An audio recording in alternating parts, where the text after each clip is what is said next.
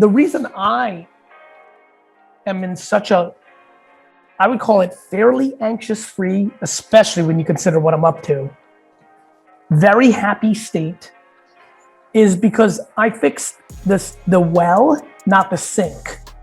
I'm in religion, not tactics. Here's what I mean by that. It is more fun to me to run a business and start a business than it is to go golfing or water sports at a lake or tennis or the movies. It's why so many people that work with me are my friends. My actual happiest place is in business creation and operations. So you really found your joy. Yeah, this is why I was so unhappy in my youth, at least from my school day to day. I was so quickly, call it third grade, fourth grade latest, in this weird kind of like wisdom. You know, I spent a lot of time with grandparents and old people, not my grandparents, because unfortunately they died in the old country in Russia, but would always be attracted to old people, would sit with them on the bus and talk to them at the park. And I don't know if I'm an old soul or I extracted a lot of wisdom, but by fourth grade, I'm like, oh, this is not for me. That's okay. That's not like I'm a spoiled brat and I don't want to do school. It's, oh, this is really not for me. I really love this thing, business, selling baseball cards, lemonade stands. Like in the summer, it was more fun to me while my friends were like, hey, let's go do slip and slide or play baseball. I was like, yes, and I like those things. But 1 out of every 2 days in the summer, I was like, let's go wash cars. Let's do a lemonade stand. Let's start a flea market. It was just very natural for me to want to do business. And so this is why I'm always interested in doing longer form content, because I want people to hear this. I don't burn out because I'm not about the money. I'm not buying homes that I can't afford and I need them. People burn out when they're anxious or stuck. I don't need the money to buy something to impress people. I don't need the money to pay my bills. Why? Because I live far more humbly than my earnings. And I did that, by the way, Justin, not today when I make a lot more money. When I was in my early 20s building my dad's liquor store for him, I was making $40,000, $50,000 a year. But I lived in a fucking $1,400 apartment and then basically did nothing else. Like literally had no other expense. When you don't go out, when you don't buy stuff, when you don't need $800 sneakers, when you don't need to go to Coachella. So, and by the way, there's nothing wrong with all that stuff. And I want everybody to enjoy their lives, but I was so self-aware that, and so the answer to your question is, I'm doing what I love every day. Truly, not some fucking, bullshit like love what you do. You'll like, love what you do, you never work a day of your life. There is no bigger poster child for that than me. I genuinely like what I do every day more than every alternative besides the thought of like spending time with my family who's not in my business. Like I love that that's why I have a business with my dad and my brother, right? And why I even have thoughts of like, can I do something with my sister? It forces me to spend more time with them because this is my playground that I want to be in. I love going out to dinner with them after work. I love the weekends. I love vacation. I love all that. I love family time, but I don't think people burn out because they don't have enough family time. I think they burn out because they have this very poor relationship with the money they're trying to extract out of their career or business, and how they spend their money in their life and what they spend their money on. With our business, I mean, we haven't taken a lot of funding, but I still am like, how close do we want to run our margins? And then, but you have to like put money up for rent, right? So in San Francisco, well, and here, you got to put, your deposit and. Well, it's funny, right? Like, we have a lot of jobs we're putting out there at like, 40 and 50, and people are like, how can you live in New York? They like yell at me. And I'm like, by not living in Manhattan, by not buying $7 Starbucks, by not taking Uber instead of the train, like you could do anything. Like, to your point, you decide, you were in a little bit of a different place. You were in that world, you made you made some money on that exit. You were also in the cocoon of you were in San Francisco cocoon. Yeah, well now most of our people are in Austin. Exactly, like you from mentality of St. Louis and Nashville, and you as the person that was living in a cocoon of San Francisco. Like, you can do anything if you're willing to not be entitled, if you're willing to be practical. This is where Americans get caught with immigrants all the time. How can this happen?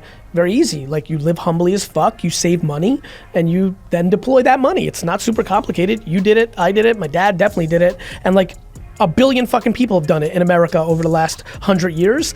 It's that people are impatient and insecure, and so that's how we did it. And like, so were you running? We didn't pay rent for the first 2.5 years of the company. Were you guys running? You guys were running on a slim bank balance even for a couple of years. Yes and no. We didn't pay rent, again, because I bartered, I asked, like, I already had a little street cred because of my wine business, so I was able to use me a little bit, so that's true. I just think that when you have like 300 employees, it's like, shit, like. Yeah, but by that point, we had, at 300 employees, we were doing, $87 million in revenue. Like, at that point, you're balancing. But yeah, I mean, it's also not, what it comes down to, and I'm curious how you think about this, and I hope you've been able to hold on to this because it'll make you unstoppable. I'm also I'm actually secretly excited about a headline in the New York Times that says VaynerMedia lays off half of its staff after the recession, because if I made the wrong decisions of saving, which won't happen, but if I did, I'd still be okay with it. Here's why. I deserve it. I made the mistake. I like being accountable. I'm really into accountability. I really think it needs to get like super cool. Alex, do me a favor, text Andy K right now and tell him I want it accountable as fuck. Hoodie made immediately. I want to wear it. See if he can get it to me this afternoon. Accountable as fuck. In the same way, I apologize. I just want to say this. Like, in the same way that I think kindness and empathy and patience needed to be a bigger part of the formula of entrepreneurship, which is why I've talked about it a lot more. I think accountability, like, I just wish that every entrepreneur, back to your point, razor thin margins. What does that mean? You can get caught. If you're okay with getting caught and paying the ramifications, you win. If you're not, as you know, and I've been listening to you on this interview, people creating exits in media land, creating exits that look like it's an exit. It wasn't an exit. They sold their assets for a penny on the dollar, but they didn't have the guts to say we shut down, so they sold early, right? People are not willing to be uncomfortable. I'm willing to put my own cash back into VaynerMedia if I fucked up. I'm willing to have to let go of 10% of worst employees at Vayner if 9 of our clients fire us. Like, shit changes, things happen. I do these exercises and I tell Adam about it all the time. I just do these exercises all the time where I'm like, if this business goes out of business tomorrow, I'll be fine. You know why? Because you will be fine. Right, and so that's what I do that exercise all the time because I remember when we first started, I'm like, man, if this, my personality is so tied up in this, but then now it's like, if we go away tomorrow, I'll be just as happy. And that kind of, like, when you protect your downside, that means you have no downside then, and it's only upside. And so that's kind of how we discuss it. I've said it 1 billion times, and I'll say it again. I want to lose everything, have everybody shit on me, say that I was a farce the whole time, see how everybody else was better than me, I was the joke, make fun of all the people that bought into me, all that, and then just rise back up and fucking tell everybody go fuck themselves. Like, I'm into that shit. Yeah, I mean, it's really helpful because it's freeing. It's unbelievably freeing. There's something I started saying 5 or 7 years ago. How you make your money is more important than how much you make. And what I noticed was, oh shit, the people that achieve either look like me or the bizarro reverse version of me. I'm so internal. And Justin, it is so crazy how out there I am. I guess actually this will make sense. I think if you're gonna be really out there, like you and I have been you've been in your past, and I think it's one of two extremes.